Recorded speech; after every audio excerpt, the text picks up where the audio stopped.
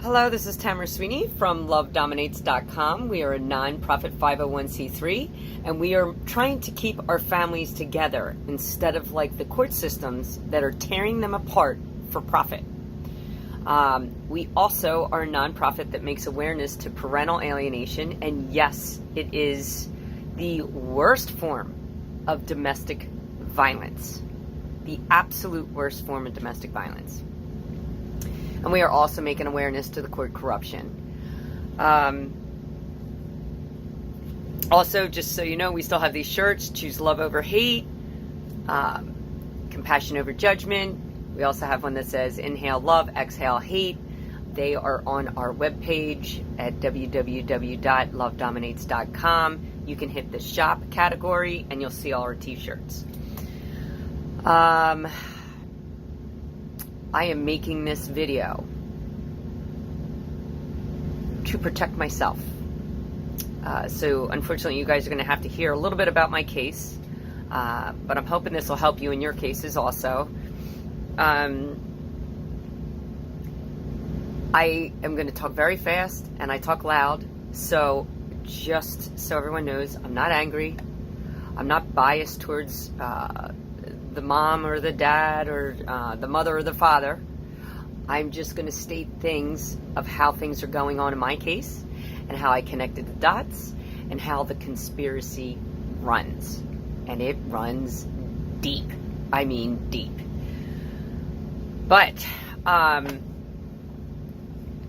try to just say the basics, so I'm not really getting into a lot of detail. But right now, we're at the end of the divorce decree, and we have to sell the marital home. So this is all a joke. I've had to wait since 2012. 2012, I put the request in for a divorce. It takes 3 years to get the divorce decree, which is all lies. It's all numbers. It's everything written in here is to benefit the abuser. Okay, remember that. It always benefits the abuser. But all during the divorce, they were saying, don't worry about it. You're going to get 65% of the equity out of the house. Even though we throw you out of the house and you're going to be homeless, you get 65%. So just wait until your son graduates. So here we are, waiting.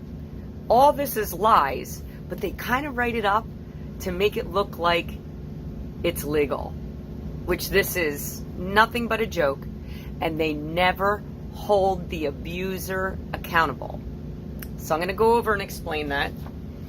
I also, years ago, did a rebuttal on the divorce decree. Look how many pages it is. I mean, that's how many lies are in this divorce. Just to relate my divorce, it is similar to the David and Sandra Rucky case because they premeditated this divorce before it even happened. They had it all lined up. So, yeah, I'm just going to try to give you a little bit of a timeline. So, let me even go back further. 1993, I marry this man. I'm going to skip all the way until we get to Pennsylvania. In 2004, I buy a home in Royersford, Pennsylvania. I buy it. My name, I'm on the deed, I'm solely on the mortgage, I hold the note. 2007, before I asked for the divorce, my husband at the time comes up to me and says, can you sign this document? We need to refinance. Because I'm a trusting person and I believed in my husband and I didn't think he would ever harm me, I went ahead and signed it without reading. Stupid me. It was for him to be put on the deed. So now, in 2007, we're both on the deed and I'm solely on the mortgage. I had no clue until I asked for a divorce May 7th of 2012. So, when I finally get enough courage to get away from this narcissist, to get away from this person that would not co-parent, okay, when I finally ask for this divorce, this is what he says. I hold all the cards. I hold all the finances. You will never see your kids again. You won't see them graduate.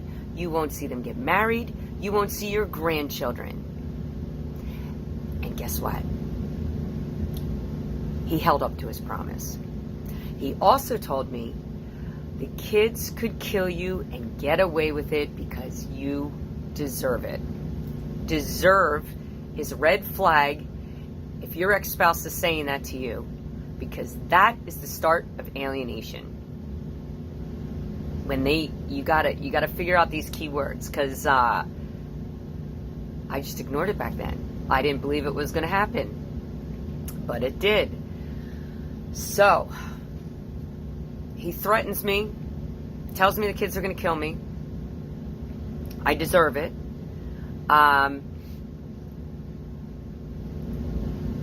May of 2012, all of a sudden, the hate campaign begins.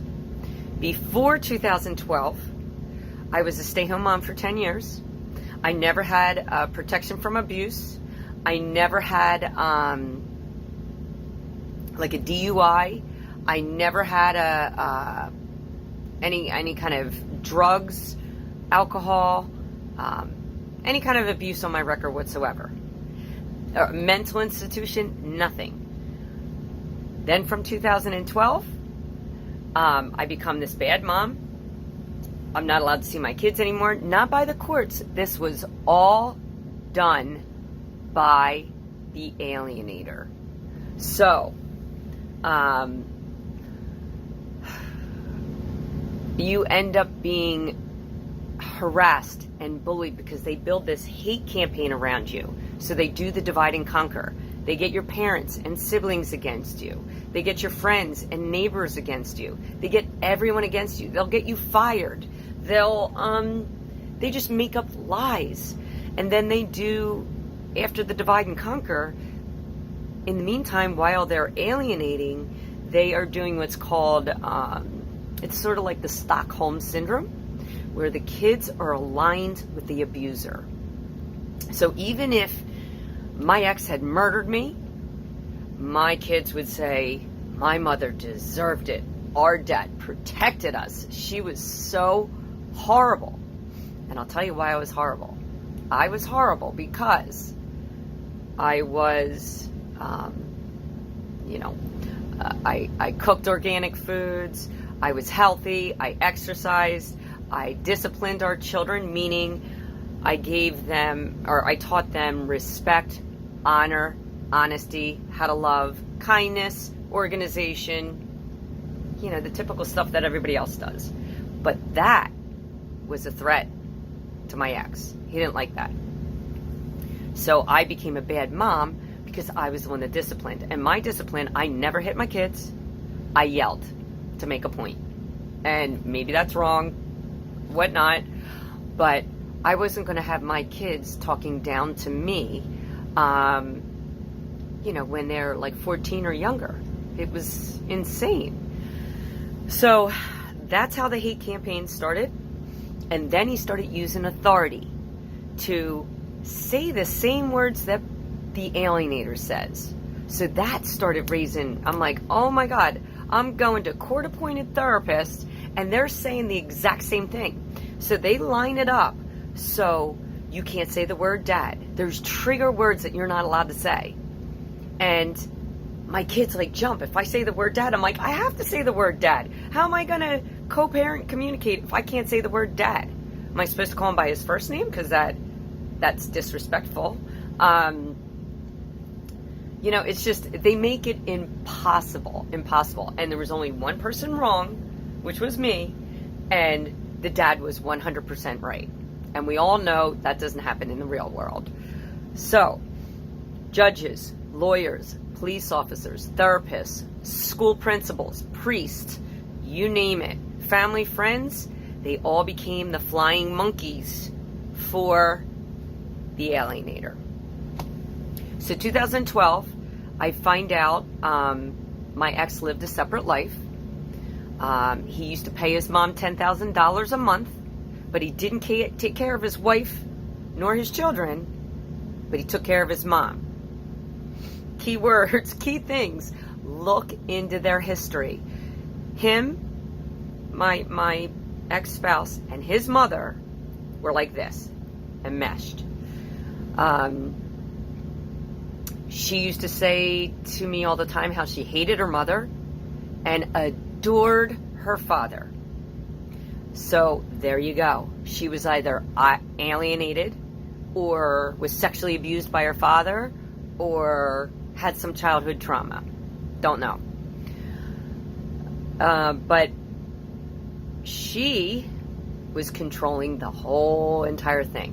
So she had 4 kids. My mother-in-law had 4 kids. 2 handicapped, 2 normal kids. My ex was the golden child. He could do no wrong, was never held accountable, and you never criticize her son. Period. Then the other child that wasn't handicapped was the scapegoat. He was the one that was, poorly looked upon, let's put it that way. So those behaviors came into our family, and now the alienator treats our kids that way. So I basically was targeted. My ex married me because I had good credit, and I was an incubator. I mean, I was what do you want to call it? Not an incubator. I was surrogate mother. That's what I was. So my first son is the golden child. He is the prince. The second child is the scapegoat. The third child is the princess. So the prince and princess get whatever they want and they can do no wrong. And second child and fourth child, they're the scapegoats. That's my personal opinion. But that's how he raised these children. And he didn't raise these kids until after my oldest was 17. He wasn't even in the picture. Anyway, credibility of this alienator. Forges my power of attorney to forge my personal income taxes. This way, I can't follow his income trail. Okay? He admits it in court. He admits it on the transcripts. I send it to the IRS. I send it to the FBI. The judge does nothing, doesn't hold him accountable, and either does the other agencies. Now, my ex's lawyer, she is married to this man who works for the IRS and has worked for the IRS for 15 years. They supply the court with false documentation that makes it look like he has all these liens, over, millions of dollars of liens, federal tax liens, and our house is going to be levied. So when I was married to this man, he made me feel that we had no money. I was always stressed out. I went back to work trying to make up the difference so he could become an entrepreneur and open up his own business. So I took on all responsibilities. And he was lying the whole entire time. Anyway, it takes 3 years in Pennsylvania to get a divorce decree. If you look up on the docket in Montgomery County, Pennsylvania, my docket number is 2012-11558. Has over 300 docket entries. Like I said, my case is equivalent to the David Rucky and Sandra story. This was all premeditated before I knew what was going on. I mean, it was all pre-planned. There was ex parte communications on their part. I had like 6 lawyers. They all said the same words. I had to have court-appointed therapists that were all on their side. I actually had, think about this, my children were 10, 12, 14, and 16, and the therapists were telling those kids to stay away from their mother, that I'm crazy. The same therapist was telling me to move on with my life and forget about my children. Does that seem normal to you? No. I think these judges, therapists, lawyers, they need to have psych evaluations, because I guarantee them, most of them have NPD personalities, something that is not diagnosed and something that you can't give a pill to. Not that I believe in pills or pharma drugs, but it's something you can't pinpoint. All right, let's see. So, before 2012, I have no history of a negative record. And then after divorce, all of a sudden, bad mom, I'm mentally ill. They tried to set me up with drugs. I'm a whore. I'm a slut. I'm a party animal. I'm violent. I mean, the list goes on. It just never stops. So they will destroy your character, destroy everything. So that whole hate campaign is just to beat you down. And this is a very critical period, because just think your kids were just stolen from you. It is a kidnapping, because you cannot get to them. Even if they live next door, you cannot get to these kids. It is a kidnapping. And to tear a child away from a loving parent, that does enough damage in itself. And anyone that supports that, they need to go get mentally checked. Because if it happened to you, I'm sure your views would change. You know, everyone out there sits there and says, oh, that would never happen to me. Guess what? You better watch out, because these things are pre-planned. So I marry someone. I married him within 6 months. Didn't really know him. Loved him. Fell hard like that. But here he was, just a charismatic, charming type of guy. And I believed everything he said. He's a good salesman. Here, he lied to me from day one. He was paying his mother over $10,000 a month, telling me we were broke, poor, and here I have these 4 kids. I stayed home. I'm telling you, you do everything. I'm not even going to get into all that. So, credibility on this alienator. He alienates the kids. He lies in the courtroom. So, forgery, perjury. Then it ends up money laundering, racketeering, RICO. And right now, I'll explain that I am being harassed by the realtors. I am being harassed by lawyers. And now they are suing me, and I'm going to court. And they're still not holding him to the divorce decree.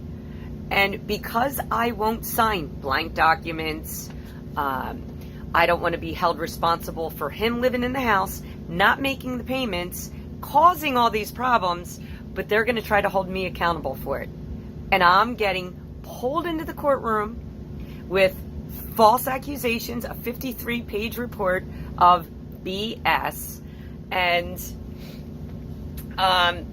they're trying to force me to sign for me to sell this house and to go to settlement. Now, just to backtrack a little bit, in the divorce decree it says he got the divorce decree in 2015, so he knows 4 years ahead of time when he has to have the house ready, when he has to move out, when he has to get a realtor and get it all. He's supposed to be doing this. I didn't live in that house for 8 years. Nope, he doesn't do that. So, the alienator, the ex-spouse, has this premeditated. He doesn't pay the house in February 2019. So February, March, April, May, June, July. Doesn't pay. Forces the house into foreclosure. And now the judge is making us sell the house as is. So, I forgot to tell you, in the divorce decree, I paid $400 for an appraisal. They don't take that in as evidence, and they knock $30,000 off the appraisal price. Just like that, because she wants to. So I already lost $30,000 in equity. And then this judge tells us that we have to sell the house as is, sell it as fast as you can, and they're not going to hold my ex accountable for not making the payments, not paying the taxes, not paying the insurance on the house. So what happens? The mortgage servicing company ends up paying the mortgage, paying the taxes, and paying the insurance. I don't know if you're seeing the scam here, but that is a big mortgage fraud scam. Big. The other keynote here, they switched my judge. This judge now that's overseeing my case, her family has one of the largest real estate firms in Montgomery County. So anyway, ex-spouse does not follow the divorce decree. He is not out of the house. He had a choice when my youngest son turned 18 or the date of graduation. He was not out of the house, in contempt. This is when I walked onto the property because I heard he was throwing my stuff out into a dumpster, which he was. I went onto the property, and somehow I get thrown in jail for being on my own property. But we all know that case. It's all been dismissed because the police had no probable cause. I don't know if you're following me. This is getting tough. So now he's not paying the house, forces it to foreclosure. He doesn't pay the mortgage payments, doesn't pay the taxes, doesn't pay the insurance, and now they're trying to tie it all into the equity of the house. So when we go to sell it, I get nothing because he will pay $1 million for me to get nothing. That is his goal. Even though he makes enough money, he's bought, oh, I didn't even tell you this. Apparently he owes $41,000 in federal tax liens.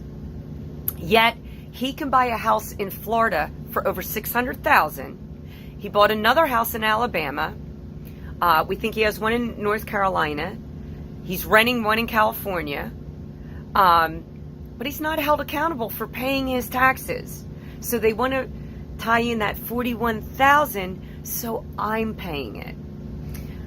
So they lean you up, they throw false judgments on you, so that you get nothing out of the house, or that I'm now paying for his federal tax liens.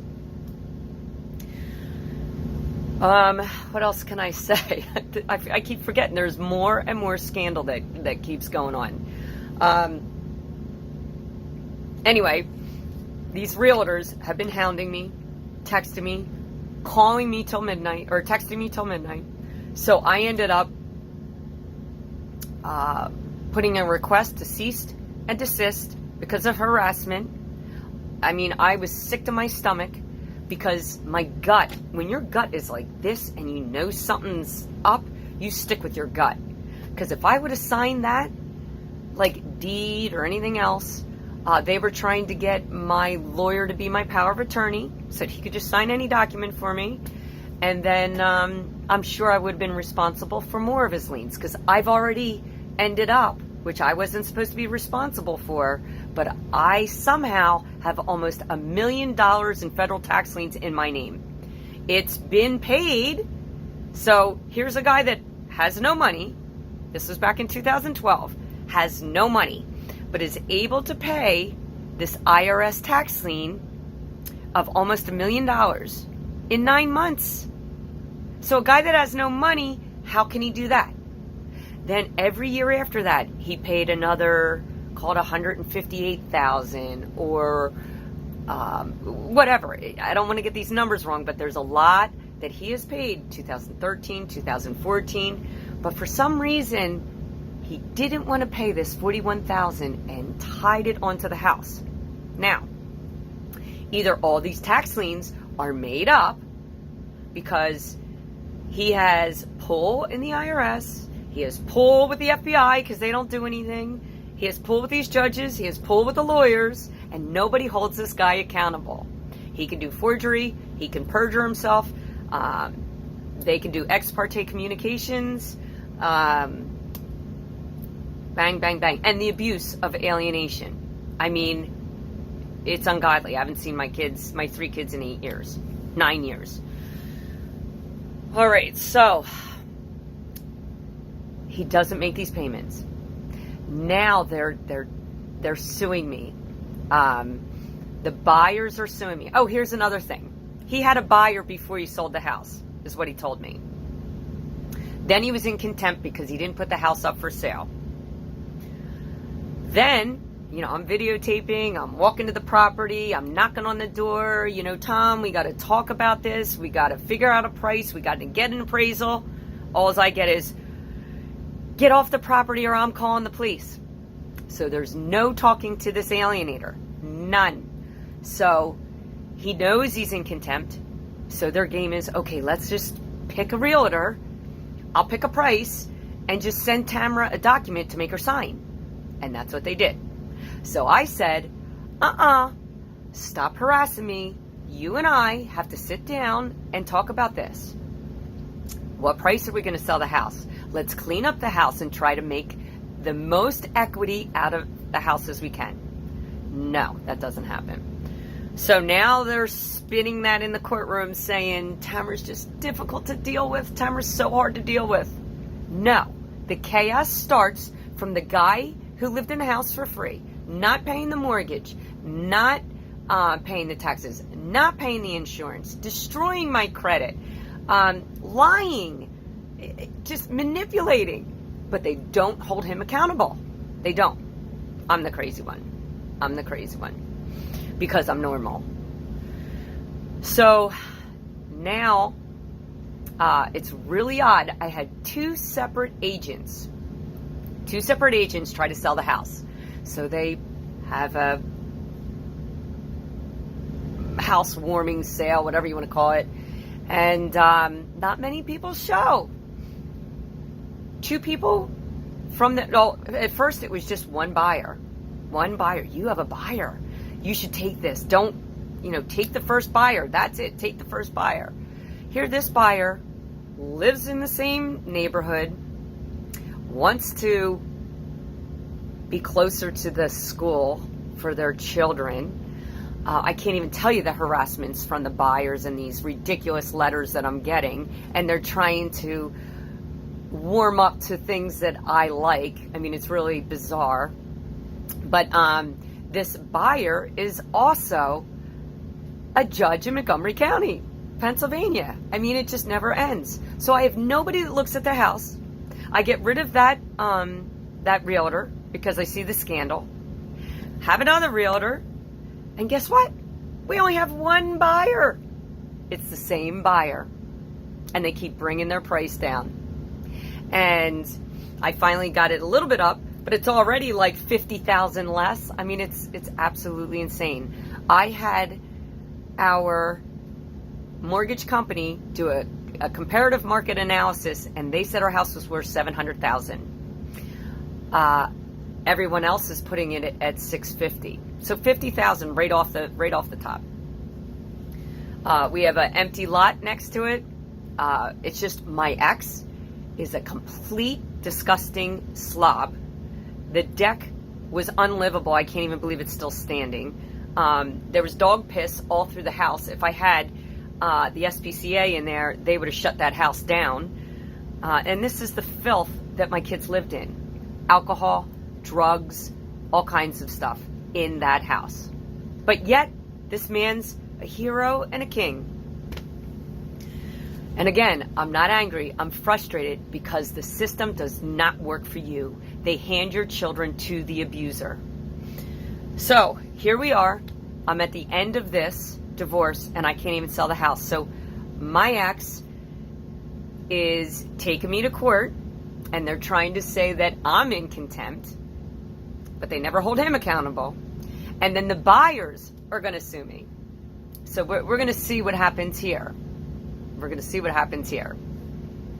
The other thing I didn't mention, and I've been dying to say this, I've been waiting for the right moment, and I apologize, this is 30 minutes long, but this goes deeper, very deep. My brother is involved, and he has been from the beginning. So, I found my mom's journal. Years later, I'll prove it to you. That's my mom's name. My mother was beaten down. I call it soul murdered. She was beaten down by my ex, by my mother-in-law, and by my brother, daily, saying I was mentally ill, I don't deserve to have my kids, I'm a bad mom, blah, blah, blah. I'm a slut, I'm a whore. All of it's in here. All of it's in here. And you see all the manipulation that my brother was involved in, highly involved in, to get me committed. But the main reason was to cut me out of the will. Because my mother treated my brother as the golden child. I was the middle child. You know, you're independent, you can live on your own. And then my sister. But basically, she never held him accountable for his actions. And my brother would take my mom to her doctor appointments, always fix her computer, was always there for my mom. But in reality, it was for self-serving reasons. The reason he was helping her with the computer, so he could track her emails of my communication with my mom. Financial stuff, he got off the computer.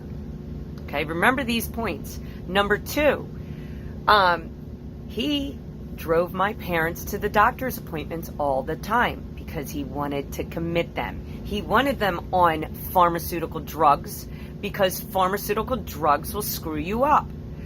I'm not even going to get into the pharmaceutical industry, but it's a scam. And my brother tried to get my dad, even my dad, into a home so that he could become executor.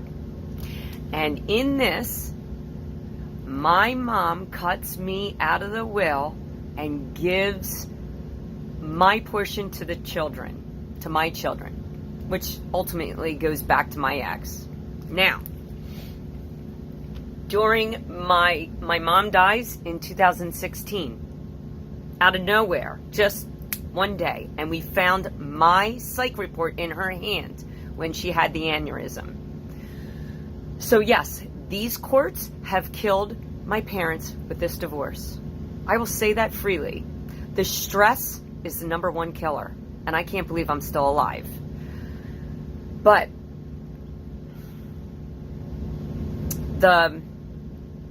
my mom dies in 2012. I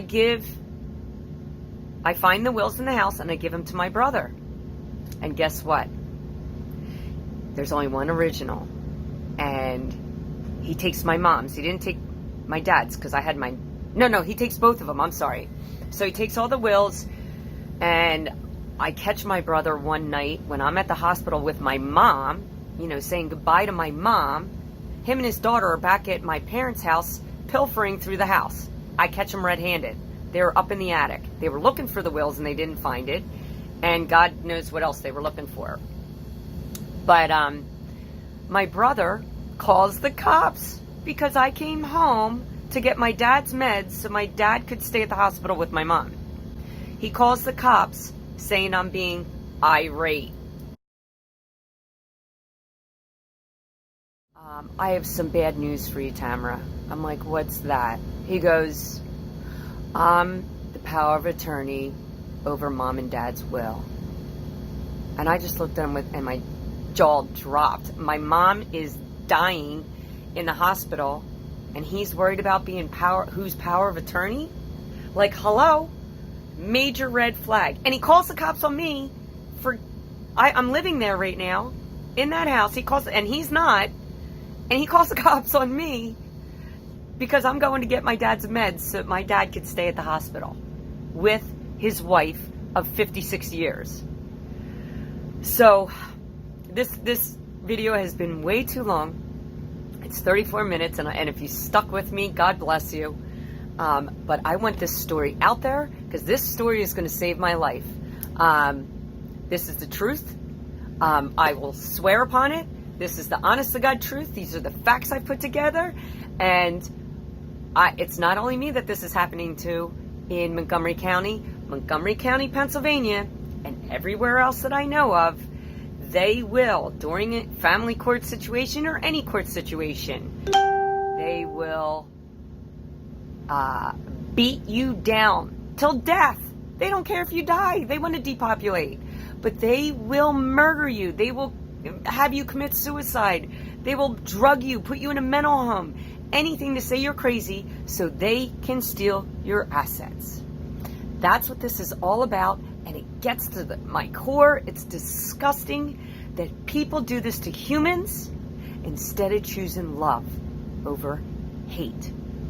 And that is the main reason of our nonprofit, is to teach our children to love and not to hate, to have compassion and not judgment, because one day you might be in the same shoes.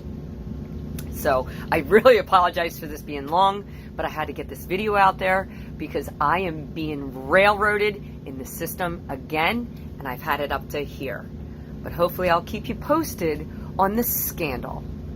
Remember, my court case, 2012 11558, Montgomery County, Pennsylvania, and this is complete abuse of the power from the judges, the lawyers, the therapists, the police officers, the school principals, the priest, you name it.